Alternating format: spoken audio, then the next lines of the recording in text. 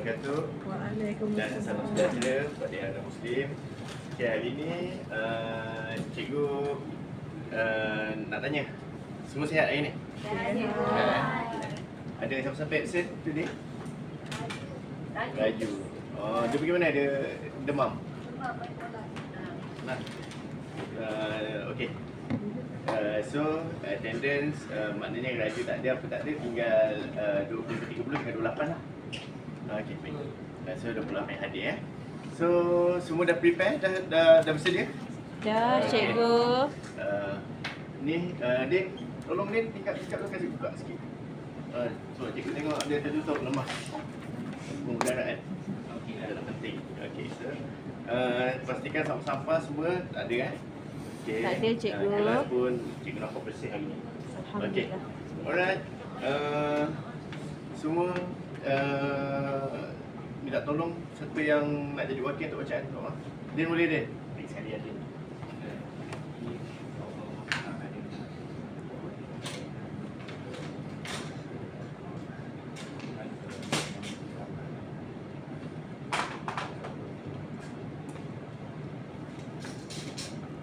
Okey, terima kasih kepada yang bacakan doa. So, hari ini cikgu nak tunjukkan kepada awak apa yang awak nampak dekat dalam gambar ni. Hutan. Dan Tanah. Tanah, landscape. okey, sebenarnya yang ni gambar pencemaran ni. Ha? Ni pokok dah tak ada dah. Penebangan hutan. Pembalakan. So, bila pembalakan jadi begini, yang ni tak nak runtuh sebab ialah tak ada apa yang nak dipijak. Dan yang ni laut koral banyak dah berlaku pencemaran. Okey, cikgu nak tunjukkan awak satu video.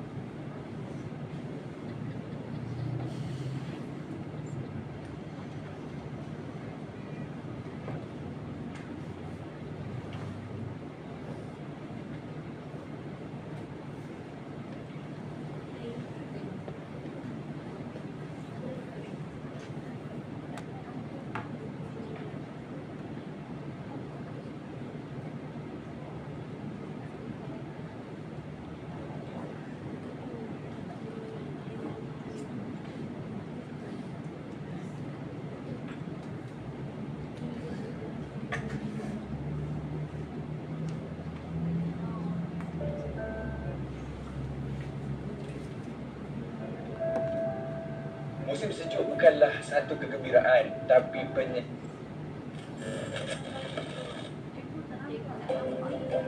nampak?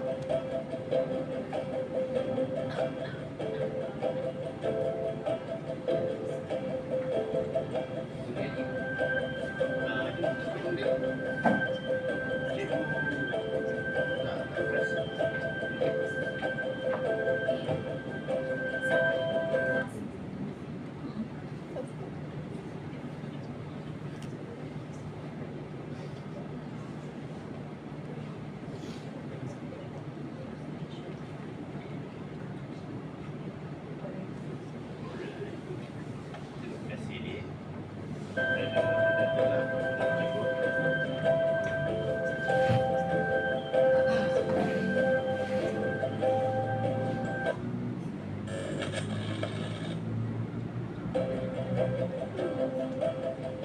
Jadi apa yang terjadi dekat Belanda lah sampai dia buat pulau buatan sendiri. So dia buat pulau buatan sendiri ni tujuan dia untuk menjaga biodiversity dan juga memudahkan kerosakan yang berlaku lah. So dekat sana banyak pencemaran, so dia terpaksa buat pulau dia. Salah satu contohnya lah banyak risiko binatang apa semua.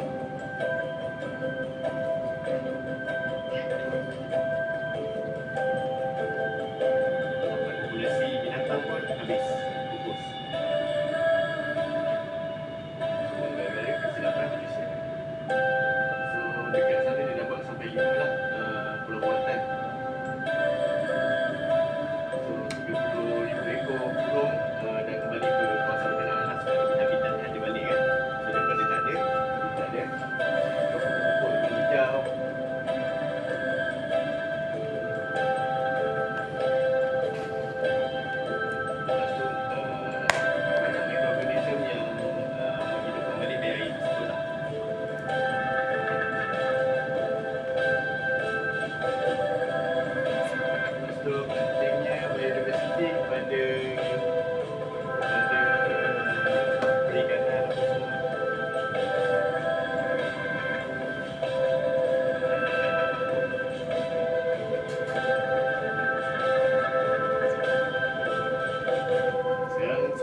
bersih lah selepas dia dah buat dia dah buat sistem ni.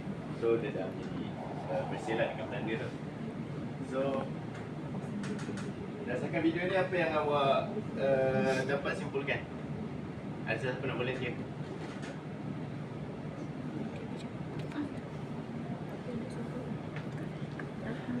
Ada siapa nak volunteer? Lepas tengok video ni, apa yang dapat disimpulkan? Kena ni lah, ada pencemaran alam sekitar. Lepas tu kita kena jagalah balik. Ya. Ya? Oh, terima kasih. So objektifnya pada hari ini cikgu nak mengajar sebenarnya tentang ekosistem. Wow. Yang kat depan tu apa je? Ini cikgu bawa ni. Yang ni adalah contoh alam semula jadi yang kita buat sendirilah. Oh. So dia ada ekosistem yang berlaku kat dalam tu. So ni cikgu bawa contoh. Lepas tu dalam tu ada binatang yang dah pupus tapi cikgu belilah untuk dia beranak mandi. Boleh bu? Boleh kami tengok? Kita panggil isopod ataupun kutu apa? Kutu pokok. Tapi dia tak baik pada manusia. Dia menghancurkan tanah-tanah jadi rata. So bahan-bahan buangan yang mana yang tak diperlukan, macam pokok-pokok mati apa semua, so isopod ni dia akan makan lah, dia akan normalkan balik. Okay, so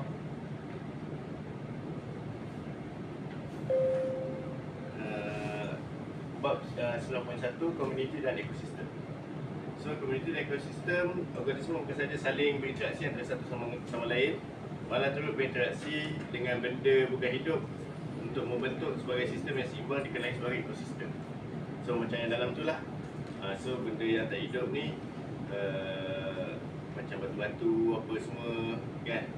So benda yang hidup tu lah, binatang tu lah, isopod. So ni adalah starting permulaan adalah spesies. Daripada spesies, bila dia bercampur dia akan menjadi populasi. So daripada populasi dia bercampur antara spesies yang lain, dia menjadi community, dan bila bercampur dengan pokok, batu-batuan apa semua, akhirnya dia akan menjadi ekosistem. Ekosistem yang sempurna lah. So benda ni akan berputar ikut dia punya kitaran. Okey, yang pertama sekali cikgu nak ajar adalah tentang habitat. So habitat persekitaran seperti yang tadi yang kita tengok lah, bila berlaku pencemaran habitat pun banyak binatang yang tak dapat dia punya habitat yang sempurna. So akhirnya mereka akan pupus lah. So habitat semula jadi sesuatu organisme burung kat dalam hutan, katak dekat dalam kolam. Salah satu contoh yang paling mudah. So kedua adalah spesies. Spesies adalah sekumpulan organisma yang serupa dan saling membiak dan menghasilkan anak. So yang serupa kalau ikan kan, kalau katak-katak. So itu adalah spesies lah. So dalam ikan juga ada spesies-spesies yang lain. So dia ada macam contoh ikan sepat, ikan siakap. Siakap pula dia ada banyak, siakap merah, siakap batu. So banyak lagi kita punya inilah spesies-spesies ikan. Kedua, populasi. Populasi adalah spesies yang sama hidup sesama dia. So dia membentuk satu populasi. So populasi ni untuk memberanakkan antara satu sama lain dan maintain habitat yang sama. Ketiga adalah community. Community adalah populasi organisma yang saling berkomunikasi antara satu sama lain. So dia berkomunikasi antara satu sama lain dan juga saling bantu-bantu lah. So macam coral, dia untuk pembersihan coral, ikan-ikan ni akan makan yang kumur kat tepi apa semua. So dia kasi berlaku pembersihan lah. Sama macam yang dalam yang cikgu bawa ni lah, daripada hari ni kan macam ni. So binatang ni dia memang kecil, dia tak nampak. Bukan tak nampak. Dia halus. Nak tengok cikgu. Datang Pas sini. pas cikgu. Boleh kalau nak tengok. Ada binatang apa cikgu dah? Dia kecil je tu. Tu buah dia. So itu dia tengah makan lah, bulat-bulat apa semua.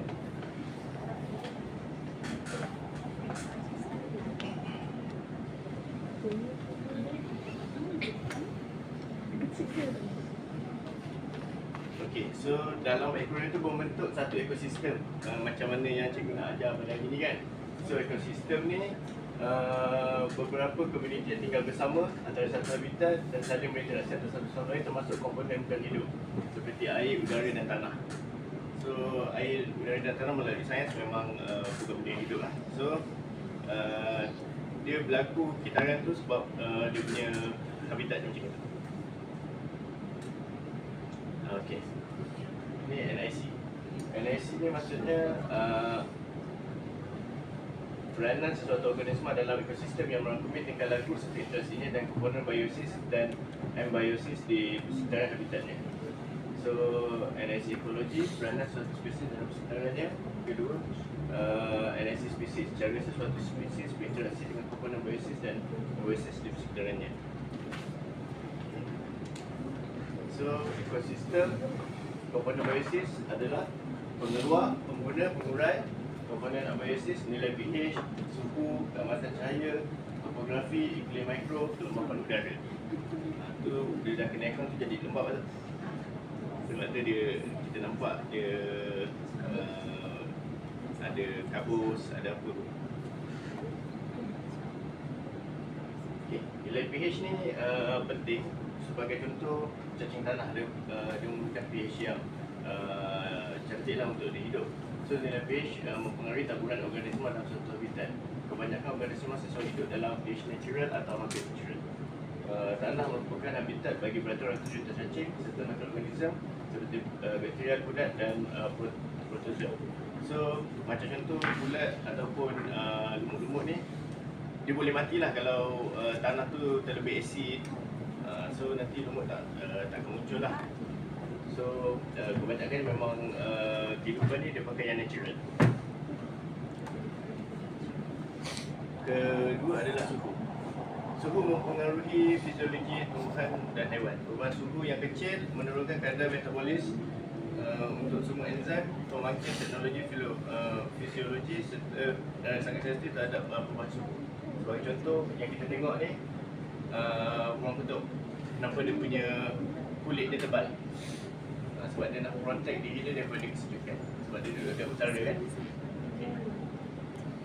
So setakat ni apa yang tak faham? Dia cikgu tahu. Ke nak cikgu teruskan lagi? Teruskan. Faham.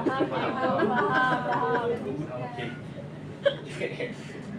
So pada suhu, kebanyakan organisma dapat hidup antara 20 darjah Celsius hingga 40 darjah Celsius. Namun terdapat juga organisma dapat hidup pada suhu yang ekstrim. Okay. Ruang kutub dapat hidup di habitat tundra dengan suhu negatif 14. Manakala musang atau berubah hidup di gurun 45 degree pada siang hari. So kalau kita orang luar 45 degree dah panas kan? Boleh demam. Tapi pada binatang, sebab dia punya fisiologi dia boleh adapt dengan suhu tersebut.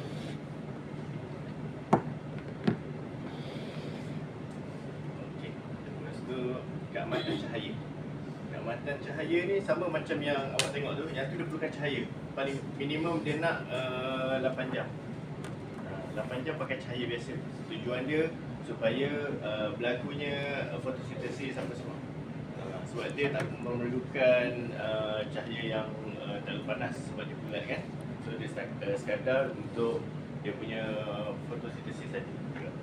So dekat sini kalau ikutkan dia mempengaruhi taburan organisma dan untuk menjalankan fotosintesis, pokok yang tinggi terdedah kepada keamatan cahaya yang tinggi di kawasan hujan-hujan tropika membentuk kanopi yang rendah keamatan cahaya di bawahnya. hanya tumbuhan bersaiz kecil seperti pokok pakis boleh hidup di bawah kanopi ini. Hutan conifer yang beriklim sederhana dan keamatan cahaya yang rendah mempunyai kepadatan tumbuhan yang kurang. Pokok-pokok di hutan conifer bersaiz kecil dan rendah. Seperti yang itulah yang awak tengok tu. Maksudnya pokok pakis tu boleh Ah. tanpa matahari. Ya, tanpa matahari yang kuat. So pokok-pokok lain banyak perlukan matahari yang kuat kan. Macam itu dia setakat 3 watt, kalau ikut lampu 3 watt saja dah mencukupi. Ada setengah-setengah pokok sampai 9 watt. Kalau pokok yang betul-betul memerlukan cahaya matahari. Yang ni original tapi sebab dia perlukan cahaya sahaja. Dia tak perlukan sinaran UV yang terlalu Kuat. tinggi. Ya. Topografi adalah ciri fizikal muka bumi yang merangkumi altitude, kecerunan dan aspek. Topografi menentukan kelembapan suhu, keamatan cahaya di dalam ekosistem. So macam awak tengok tu kan, tu ada bukit kan, cikgu ada buat kan. Bukit naik Ya, sebelah rendah ke bawah kan. Ni salah satu betul. topografi. Salah satu contoh yang nampak Oh. untuk memudahkan awak semua melihat. Oh. So perubahan dekat situ. So bila atas bukit kadang-kadang suhu lagi rendah. So sebab tu bila orang duduk atas bukit Sejuk. boleh dia Sejuk. bukit sebab sejuk. Ah. Kan? Jangan orang bukit kulit hitam. So dekat sebelah bawah ni dekat dengan pantai, kenapa orang pantai banyak kulit hitam? Sebab Panas. pemanasan. Okay. Itu cara yang paling mudah untuk lihat. Kenal. Okey, ketiga adalah altitude. Semakin tinggi altitude, semakin rendah kelembapan relatif tekanan atmosfer dan kandungan oksigen. Tumbuhan yang hidup pada altitude yang berbeza mempunyai jenis saiz dan kepadatan yang berbeza. Sebagai contoh, pokok pine hidup di altitude yang lebih tinggi dan bersaiz lebih kecil daripada pokok meranti yang hidup di hujan tropikal. Sebab tu pokok pine banyak orang buat untuk Christmas kan, dan nak dekat. So siapa-siapa yang Kristian kalau nak tu dah boleh dapatkan lah pokok-pokoknya. Okey, kedua adalah kecerunan. Yang tadi cikgu dah terangkan kecerunan tu. So cikgu nak bagi awak lagi faham. Lereng bukit yang lebih curam memudahkan terhakis akibat pergerakan air yang deras. Cuma yang tu cikgu tak letak air. Kalau cikgu letak air, nampaklah. So bila air macam air terjun lah, bila dia jatuh dia akan lagi deras kan. So dia daripada atas ke bawah. So lapisan tanah menjadi lebih nipis dan kering. Kawasan ini kurang ditumbuhi pokok kecuali tumbuhan gunung yang renek, berduri dan benang kecil dan runcing.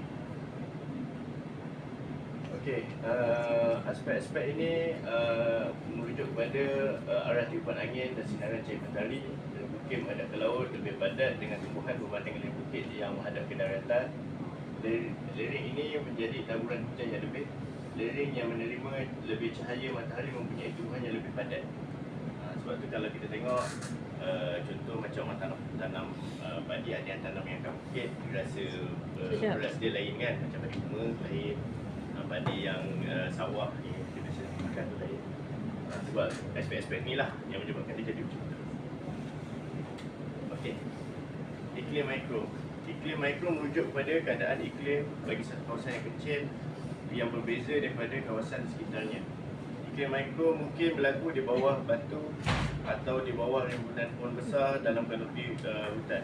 Iklim mikro bergantung pada suhu, kelembapan, keamatan cahaya, keseimbangan haba, tekanan atmosfer, sejatan air dan keupayaan tanah menanggung air di kawasan tersebut bagi mengekalkan kelembapan. So dekat dalam tu memang cikgu dah spray air. So kalau dia tertutup habis, dia akan berlaku pergerakan ekosistem seperti ada wap dan juga turunnya air macam air hujan lah. Tapi dia dekat dalam tu je lah. Okay, ni tadi cikgu dah terangkan. Lebih banyak organisma mendiami kawasan yang kelembapan tinggi, udara rendah berbanding dengan gelangan air di fenomena transpirasi. Keadaan ini meningkatkan penyerapan air dan garam mineral dari dalam tanah. Transpirasi juga memberi kesan penyejukan pada tumbuhan bagi mengekalkan suhu optimum dan tindakan enzim. Okey, ni fototrof. Fototrof ni dia adalah organisma yang fototrof ni yang melalui ni lah, fotosintesis ni lah.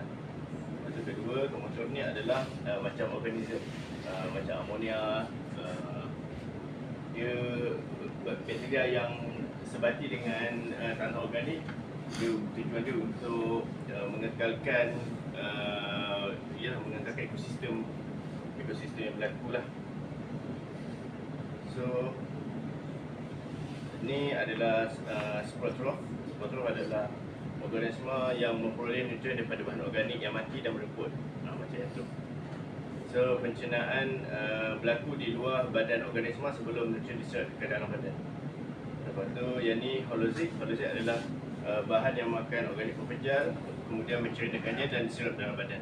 Macam kita manusia dan juga haiwan lain, kebanyakannya holozik.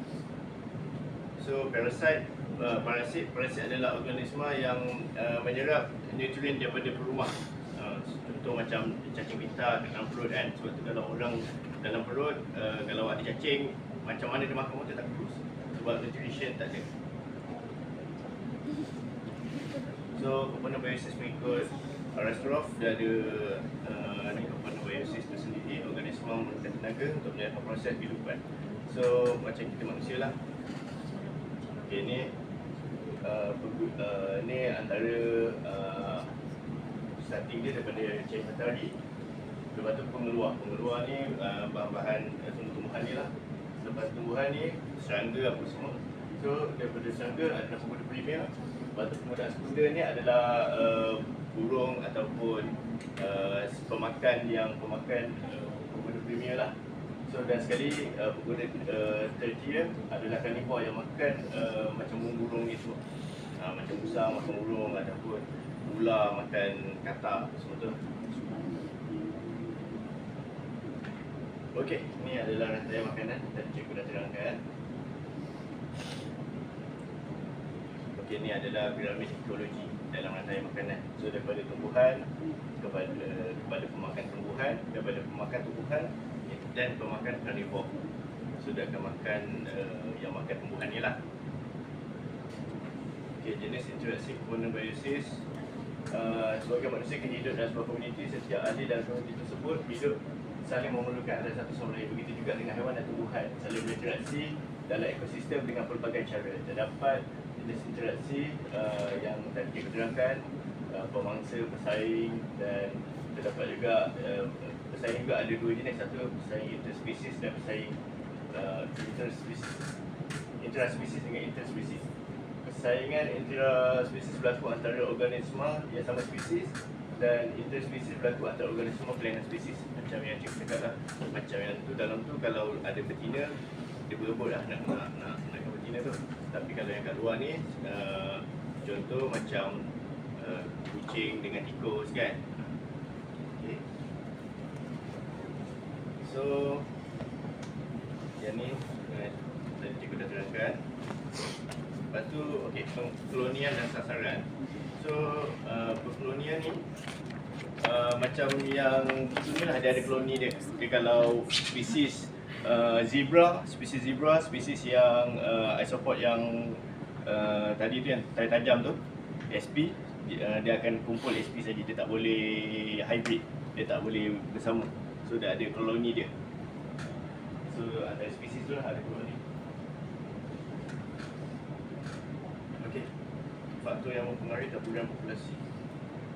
Okay, faktor yang mempengaruhi taburan populasi, suhu optimum pertumbuhan tumbuhan adalah antara 25 degree hingga 30 degree.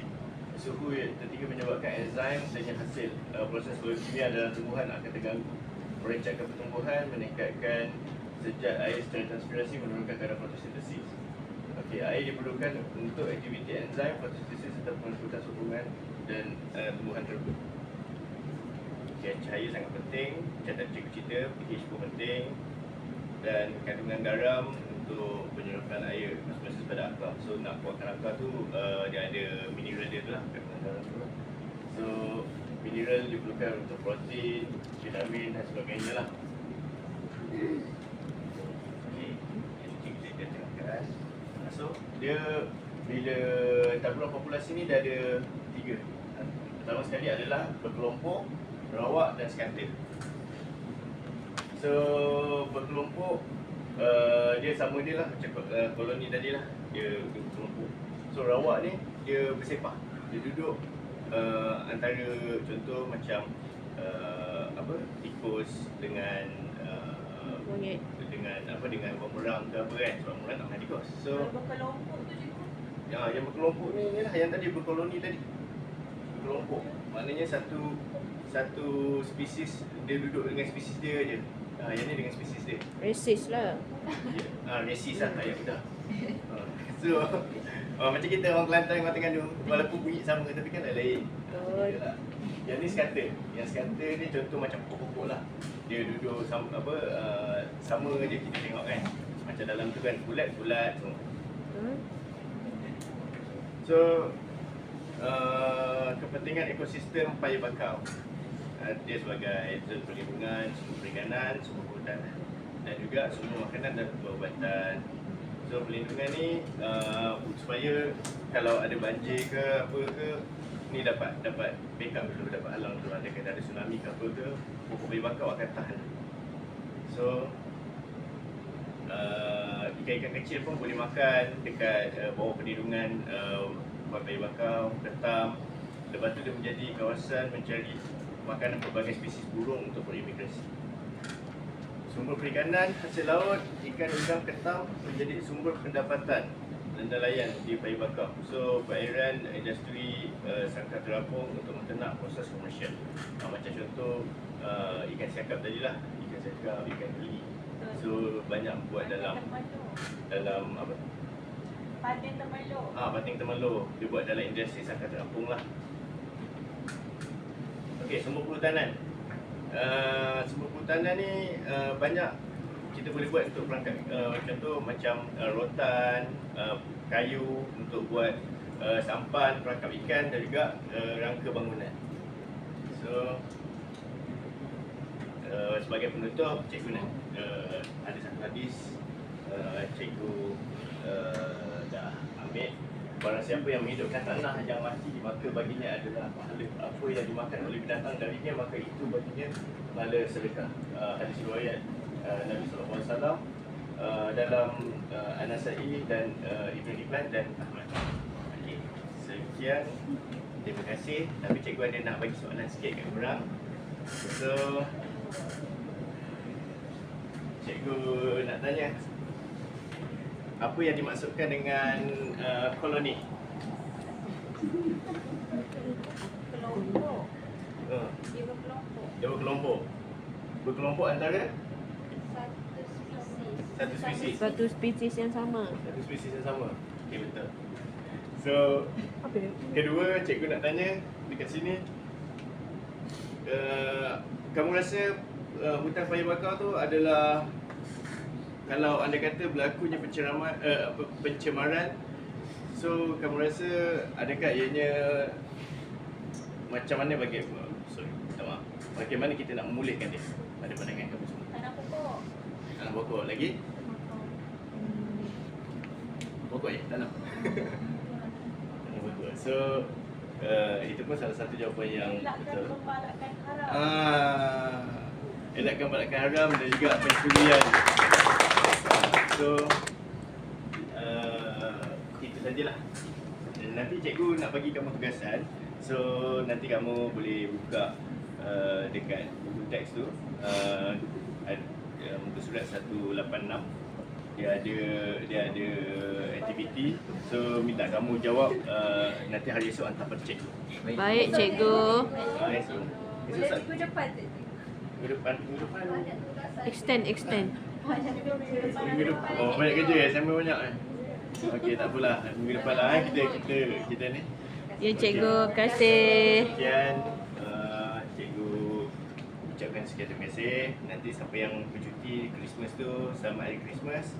Dan dia minta tolong bacakan doa penutup